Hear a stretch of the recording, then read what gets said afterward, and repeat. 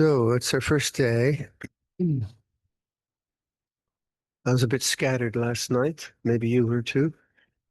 I've been traveling quite a bit and had a bit of a cold. So it's really nice to come into a retreat, settle the mind down, do some sitting and walking. It's a great privilege. Although I teach on these retreats, I also meditate as well on the retreats. So I gain a lot from being here.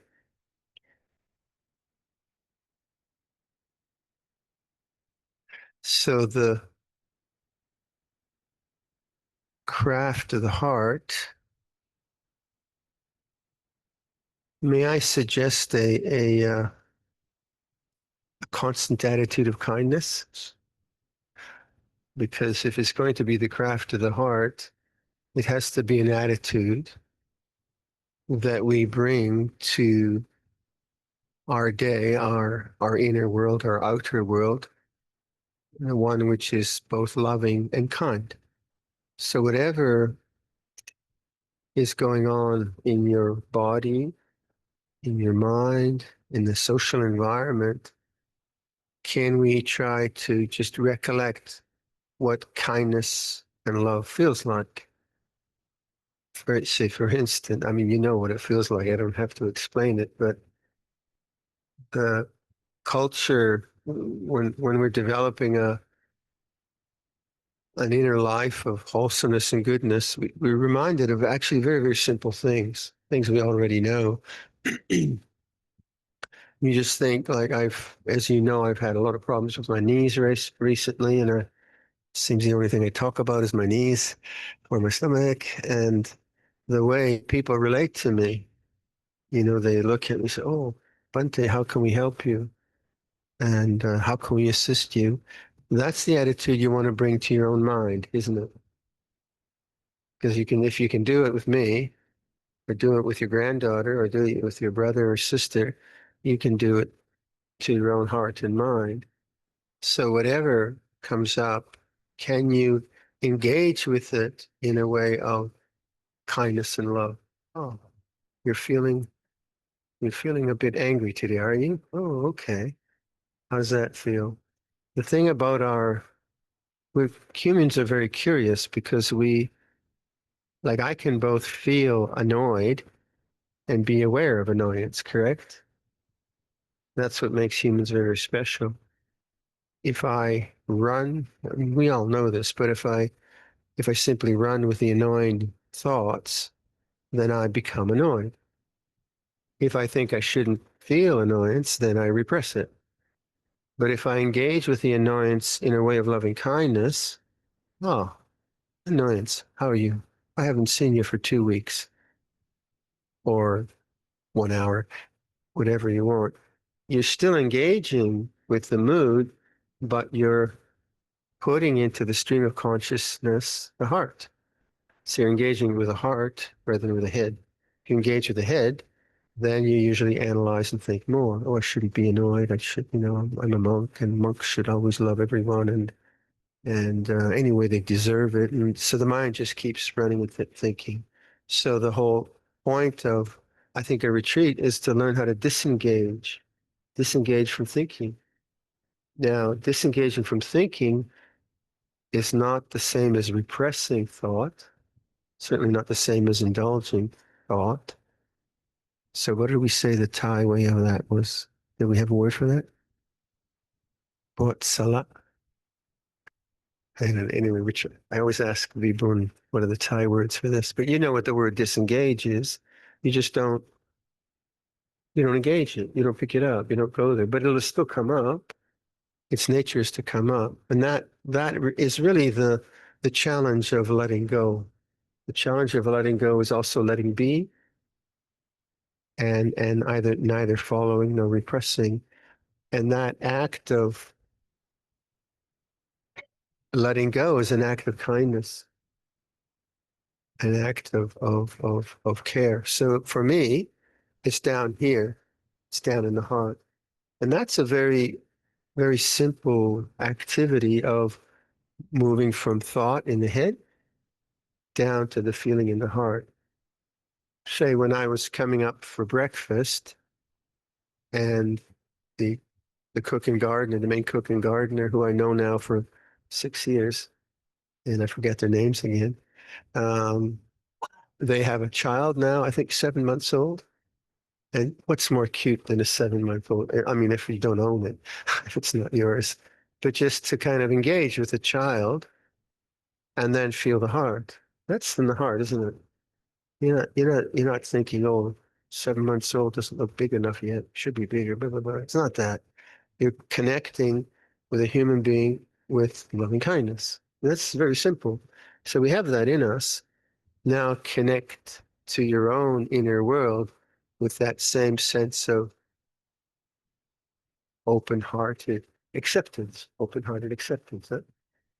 So if you're um, feeling very self-critical, then you say to self-criticism, "Oh, hello, how are you?" You can do that. You can do that. And that it's very, very simple, but it's very powerful because it really is productive of peace. May I suggest in this retreat to try to spend these 10 days together and not try to really move away from thought. Just that very simple, don't try to figure anything out, don't do any planning, fix the camera. Get it? Okay. Um, just like for 10 days, we have the word aditana, determinations. Aditana can sound very fierce. No, I'm not going to think. You'll go crazy. You're going to think. So there's nothing wrong with thinking, but the act of disengaging, like not picking it up, is an act of mindfulness, but an act of kindness too. So if you start to combine those ideas, one of um, recognizing what's going on with, oh, how are you doing? What does this feel like? And then not go to thought, not go to thought, not go to thought. Come back here, come back here, come back here. That's very difficult. But it's not the difficulty of meeting a deadline or running 100 meters. That's a different kind of difficulty. It's a difficulty of non-grasping, of letting go. So I would think it would be very, very helpful right now and throughout each day, each morning, say, how can I go more to silence? How can I encourage silence in the mind? How can I disengage from planning, from worrying, from resenting, from shopping, or whatever the mind likes to do? Disengage from that. That requires, what does that require? That requires an attitude which notices the patterns of thinking, doesn't it? So what are the patterns of thinking? Am I always thinking about my knees? And I do think a lot about my silly knees, and because I'm kind of anxious about this operation. But I can notice that, and there's nothing wrong with that. It's natural. And then I can disengage. Oh, poor guy thinking about his knees, and bring your attention here, and here, and here, and here, and then you can see what happens over 10 days when you do that. That's applicable then whether you're sitting meditation, whether you're having a meal, whether you're doing walking meditation, whether you're having a shower, whether you're just listening to the stream, that's applicable all the time. It's 24/7. Disengage from the thinking mind, open the heart, move towards silence. So if I were to use a mantra, what would I say in this sense? More silence, rather than the tendency of thought to create more thought, planning, judging, etc. So if you can recognize the pattern of thinking, so my thinking is about worrying of physical things. Oh, worry, how you been? I haven't seen you worry for 10 minutes. Or you're whatever you're doing. all of that is an awakening. It's a constant awakening, but it's not a becoming. And this is because it's not a function of tanha. Tanha, or craving from the Four Noble Truths, is always a function of time. I don't want this experience now. I want to get rid of it, and I want some other experience later on. So it's always a function of time. Whereas what we're doing now is not a function of time, it's a function of present moment awareness. We just keep enhancing present moment awareness. It's like this. Where's the heart? Where's the head? And we keep encouraging very wholesome states of mind. And I would say, like, more to the heart, more to the heart, more to the heart. Keep doing that, and then see what happens. Your biggest enemy is your biggest friend. The most persistent type of um, attitudes and thoughts that tend to preoccupy your attention is where you will learn the most. Must be, right? If I am persistently a type of person who worries about my children or my grandchildren, and that occupies 50% of my bandwidth, then that 50% of the bandwidth, if I work on it, I have 50% freedom. So rather than being self-critical about worrying about your grandkids or your niece or whatever you worry about, begin to see worry as an object rather than be the subject of worry. And that's what non-attachment is about. What is the difference between the objective knowing of a feeling of worry and the subjective thinking in worrying ways? Objective knowing is what am I going to do about this operation? Ah, it feels like this. You step back, you step away, you know it. That's object. So thought is an object, correct? As is the sound of the stream. And a mood is an object. So when you step away from that engagement with it, you just know it in a kind way. Subjective, you become the subject. And we all do that. So subjective thinking is what's going to happen after? Am I going to do the rehab? Will my leg ever be right? Maybe I'll get thrombosis. Maybe I'll die on the operating table. That's subjective. Me, driven by worry, me and mind, driven by worry, driven by worry. And we're just trying to get out of that belief system that I am this worry. Without being silly, we still consider that, whatever we have to consider. So where for you is the subjective, the strongest sense of where does you as a subject become strongest in your makeup? So some people are maybe very critical. So they see things about themselves or about others, and the mind keeps creating a sense of self around a critical mood. Another person might be quite shy.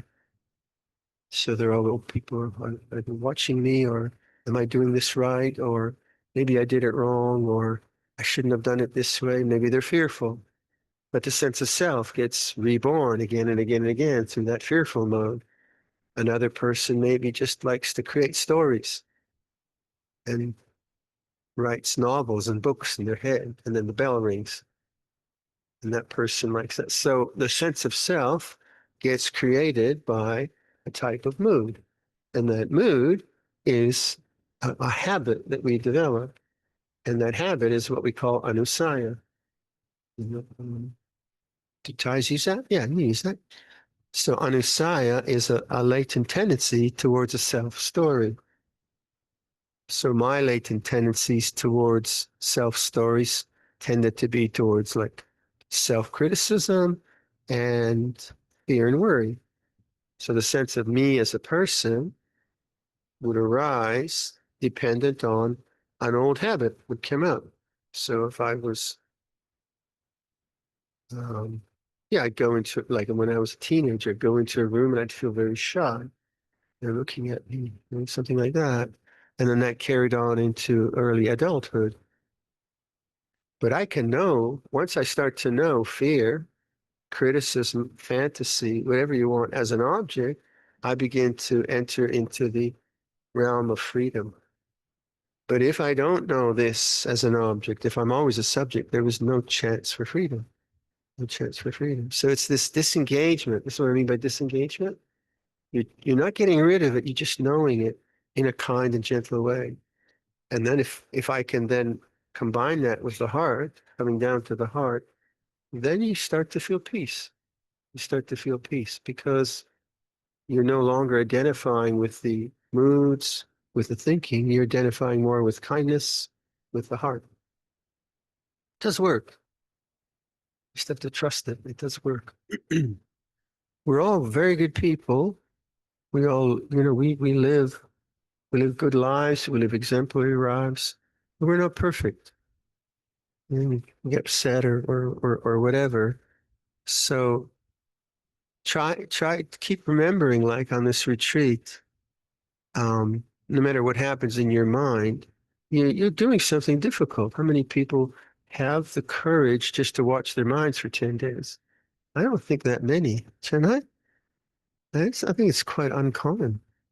Um, I ask people at work to join the retreat. Are you crazy? I'd rather go play polo or something like that. So this is not, training the mind is not easy, but it's not the difficulty of athleticism.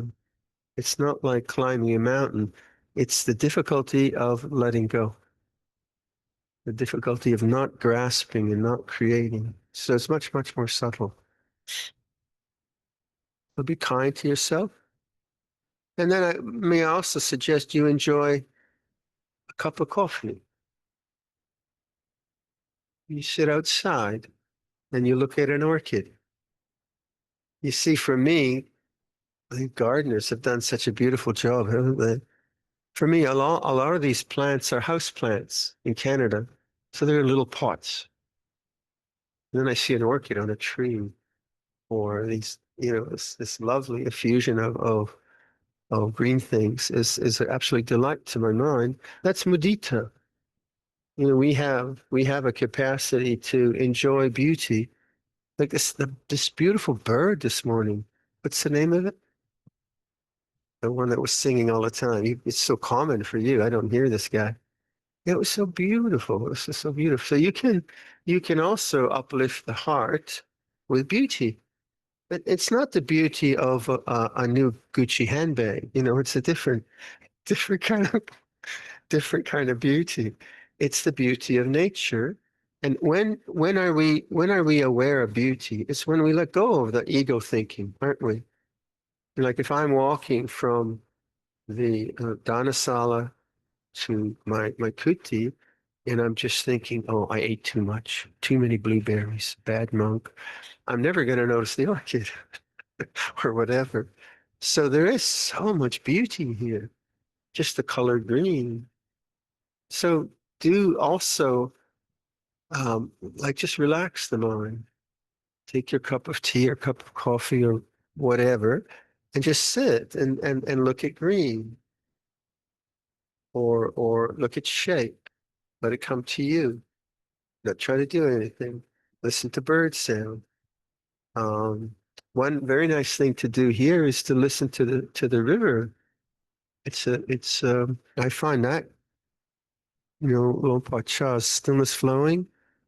I like that. I like to apply that idea to the river because if you stand by the river and you hear the rapids and you listen to the changing nature of the rapids, and just with that changing sound, you let it come to you, you also notice the stillness of the mind.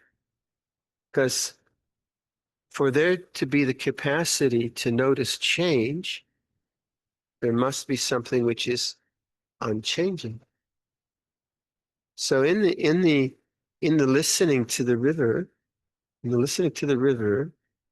you stand there and you let that sound come up. Now you're not analyzing the sound of the river. You're not thinking how much mud is there, how much silt is there. Is this going to flood next year? That's just thought. That's not really sound. So you're doing nothing about the river. You're not doing nothing about the sound. You're letting the sound come to you. You know what happens when you do that? You differentiate. Yeah, there's change there, but then you notice silence. So that's the way I like to teach background, foreground. That silence or awareness or conscious, spacious knowing, whatever way you want to define that or know it or name it, everything arises and ceases within awareness. Because if you didn't have awareness, how could you know difference? If there was not something unchanging, how could I notice that this is black and that's white? I couldn't. There would only be black at that moment, and I'd never know the difference. So there must be something which is unchanging, and that's the gateway to Nibbana. Yeah. As long as I'm out in, if I never give myself a chance to observe that, and I'm always out with experience, good and bad, beautiful, ugly, thought, then as long as my mind is out there, it never notices in here. It never notices the silence, which is always there. Consciousness or awareness is always there. So I think like the river, so like after this, everyone will be by the river. People by the river. But seriously, like you can hear it here, allow nature to delight your mind. Allow the greenness to open the heart. And that's the way I look at mudita. In the text, mudita is usually related to like a grandmother being delighted with her grandchild. Yeah. Yeah, that's natural, but I think it's more profound than that. I think it's more profound than that. So the Brahma Viharas are, opening of the heart in these different ways.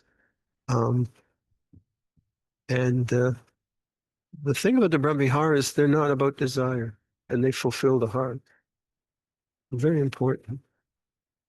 Okay, that's a bunch of ideas. So let's do some meditation. Stretch your legs if you'd like. Have another coffee if you're falling asleep. For those of you who might be sleepy, this is, of course, the challenge in the first day of a retreat. Hopefully not the last day of the retreat. But that's just a part, the difficulty of adjusting to the situation. So do feel free to stand, or if you're finding dullness is chronic, right, just get up and go outside and do some walking meditation. This is a lot of monks have the same challenge. So feel free to move around. So I'd like to just do a meditation, which most of you know I've done. And it relates a lot to Yoga Nidra and how to do Yoga Nidra. So Yoga Nidra is lying meditation. Maybe I'll describe it later.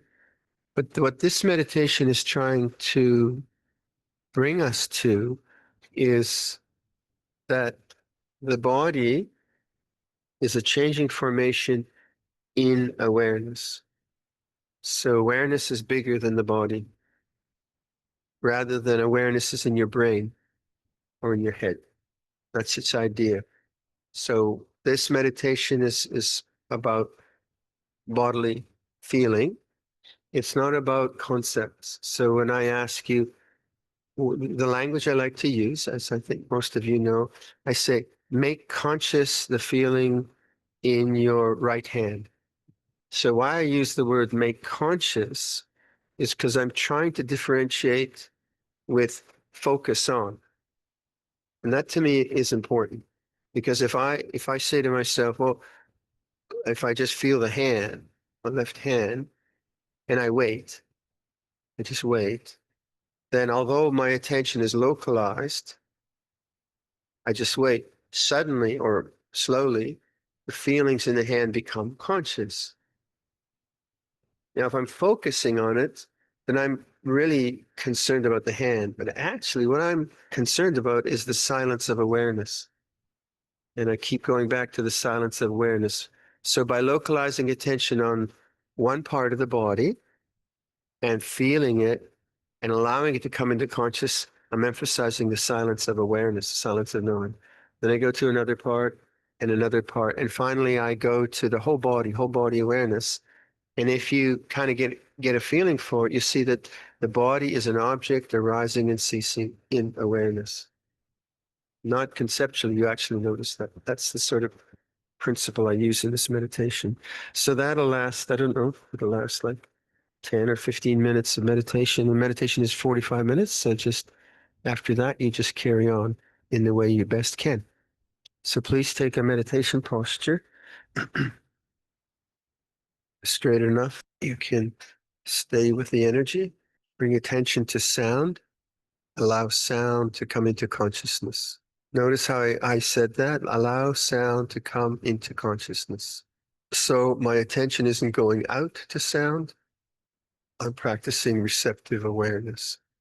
It doesn't matter what the quality of sound is. So abide as witness of sound.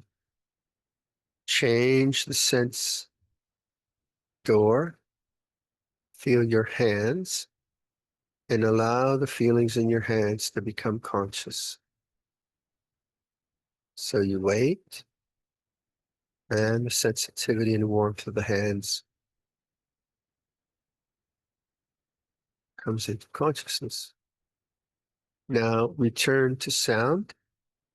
You don't have to exclude the hands, but just return to sound. Notice there's a difference. Sound, feelings in the hands. And for that to be known,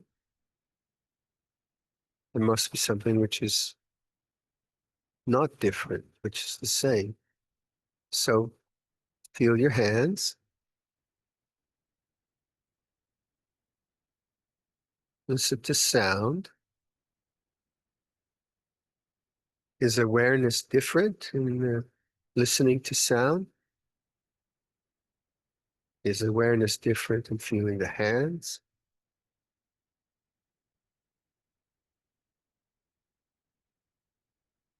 Listen to sound again. Notice the changing nature of sound.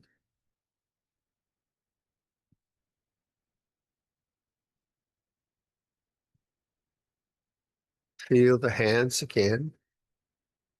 That's a changing experience. And awareness is unchanging. So be that awareness.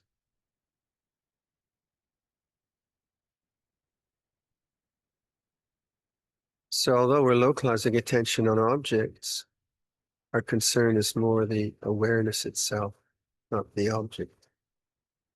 So it doesn't matter what the object feels like. Bring attention to your head. Bring attention to your mouth. Bring attention to your lips. Feel the tactile sensations in the lips. Again, the awareness is very open. You're not focusing real hard with your eyes, and you're just feeling whatever is in that locality. So, what's it feel like there?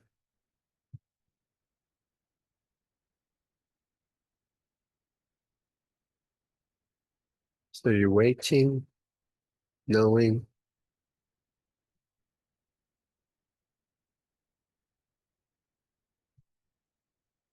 Then inside the mouth, you can feel the teeth,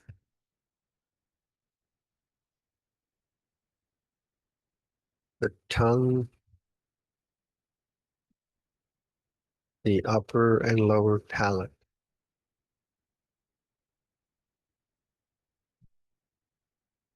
So feel the whole mouth, not as a concept,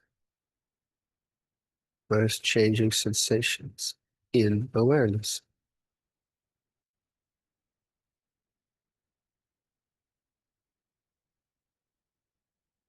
So notice we're not trying to achieve anything. or get anything. So there's no desire in this. It's just awakening. Go to your ears. Feel the outer structures of the ears.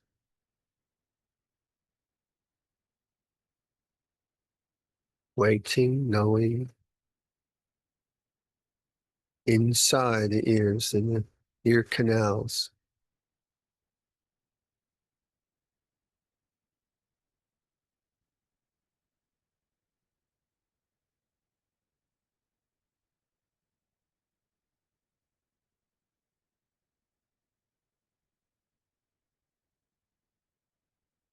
Bring attention to your nose, the bridge of the nose.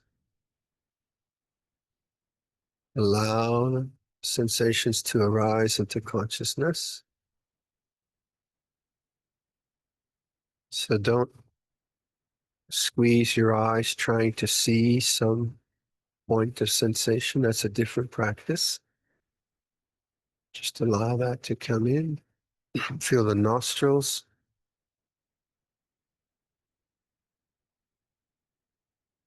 The whole nasal area, then bridge, nose. Present moment awareness.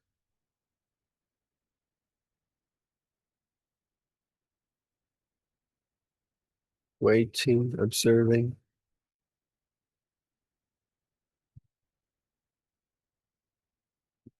And then your eyes, very sensitive areas, the, the bony structures around the eyeballs. Notice those first.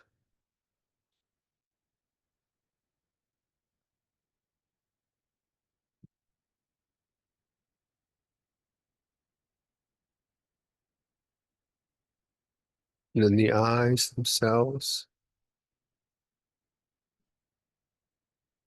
Notice how if you just wait around the area of the eyes, how it comes, sensitivity is very heightened, I find.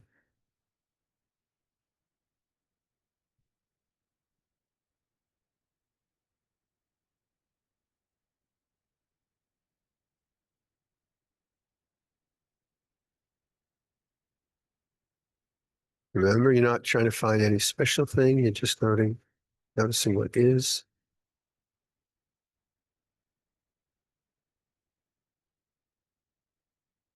Go to the temples, side of the head.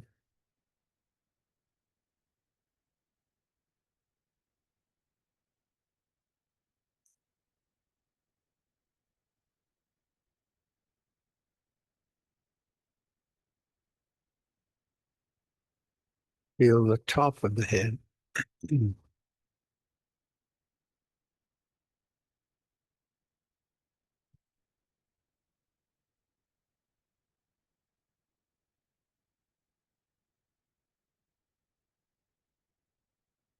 The back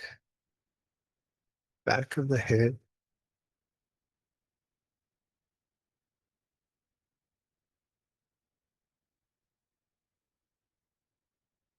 And now step back, feel the whole head now.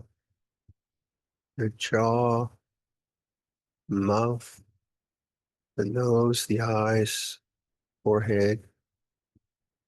That's one mass of sensations in awareness.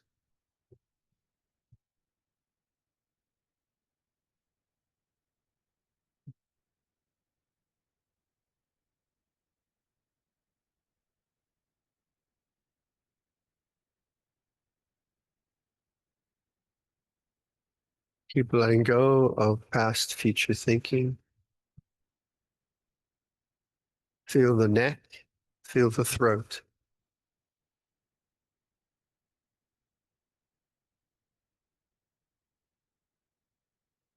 There are sides of the neck. Let that come into consciousness.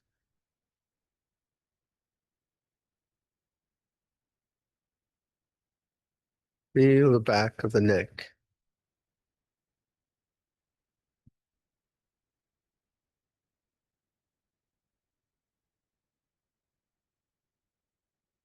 Earth, to the shoulders. Feel the right shoulder.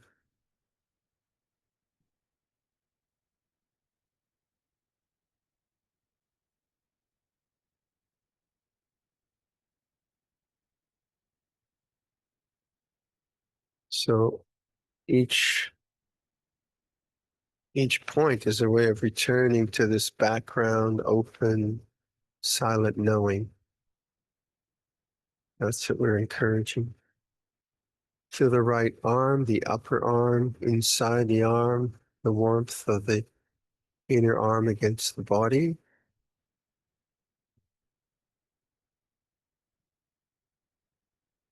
And the right elbow.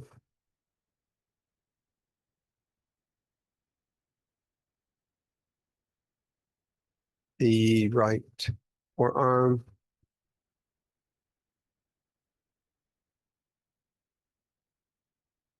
The wrist.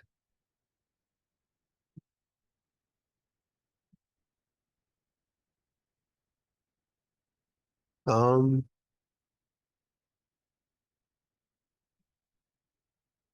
Fingers.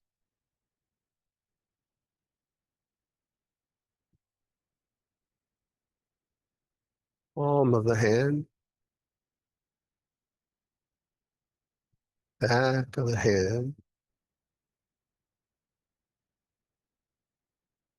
The whole right arm from shoulder to hand. It's a mass of sensations, vibrations, pressures, warmth, coolness, not conceptual. Move away from thinking to pure awareness. Feel the left shoulder.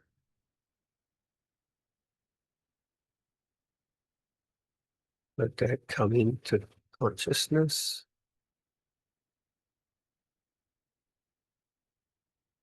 Waiting, knowing. And down the left arm, inside the arm, against the body, the warmth of the arm to the body.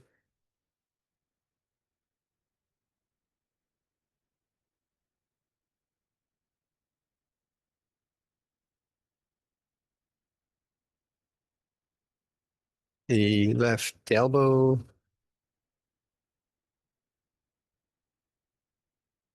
Left forearm. Wrist and hand. The whole left arm then. Feel it as a mass of sensations in awareness. Feel both arms. Notice that awareness doesn't get smaller or bigger. So it has no boundaries, it just knows. Feel the chest. Feel the torso. Feel the upper chest. Feel the lungs expanding. Feel the rib cage. Upper spine.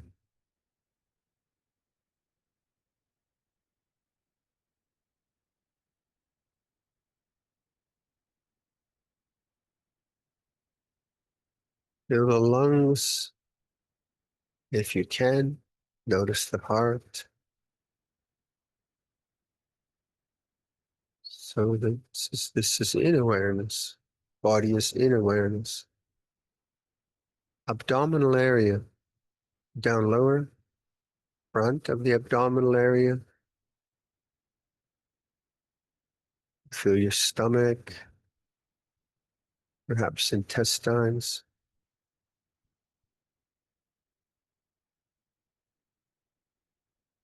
Back of the abdominal area, the lower back, lower rib cage, kidneys.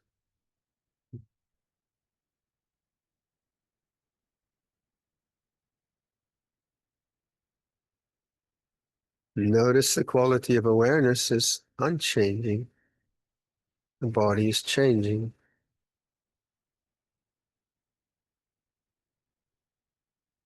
pelvic area. Feel the pelvic bones.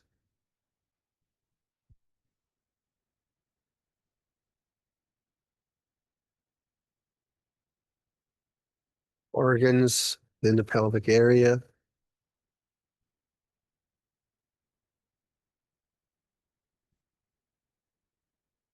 And the hips, the right hip,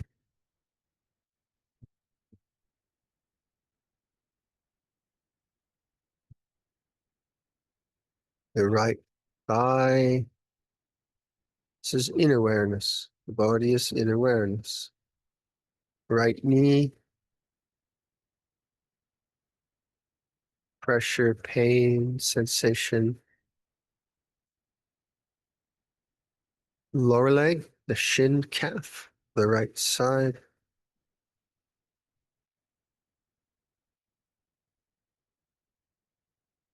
Right ankle, right foot.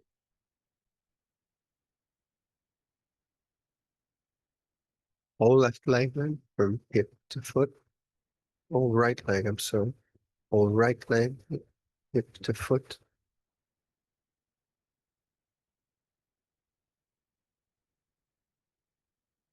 Left side, left hip.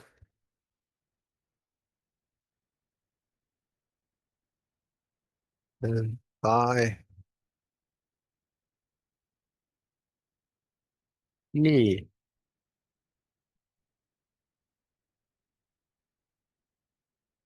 Shin calf, left side, ankle, and foot. Whole left leg.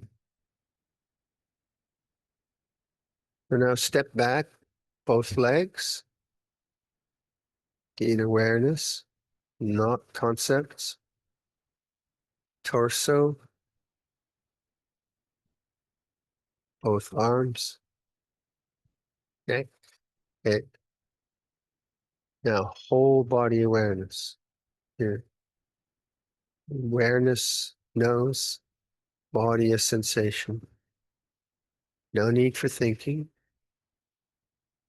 Be that awareness.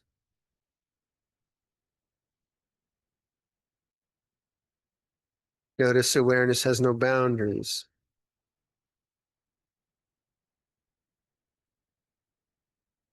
And the body has shape, feeling, change. Now feel the body breathing. The breath as an object in awareness, a changing object in awareness. Localize your attention on in and out breathing. Be the witness. So the best thing is to try to keep your eyes open if you're sleepy. But just to be very patient.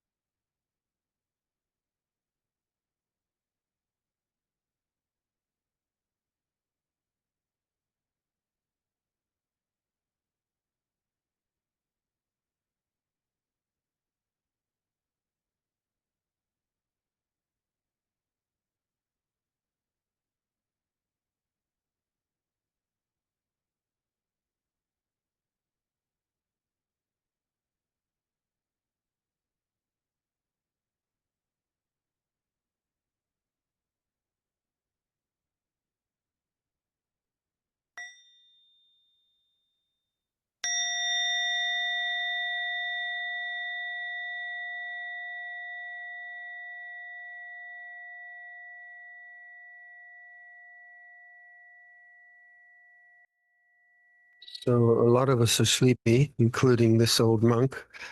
Um, that's natural. Just be patient. The the form of the retreat takes care of things. So if you just give up to the form, do your best, sitting, walking, walking, sitting, then basically we're not distracting and we're not filling the mind. So what comes out is dullness and restlessness as a part of the way of finding energy balance. But I think most of us have been through that, so not to worry.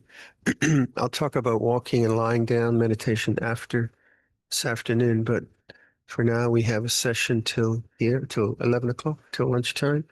So try to use the way I like to set these retreats up. I like to set up obviously morning and evening puja, but also one good session after breakfast of a long period of formal practice. So say 8:30 to 11, or 11:30, and then one long period, what are we, 1:30 or 2 o'clock? 2?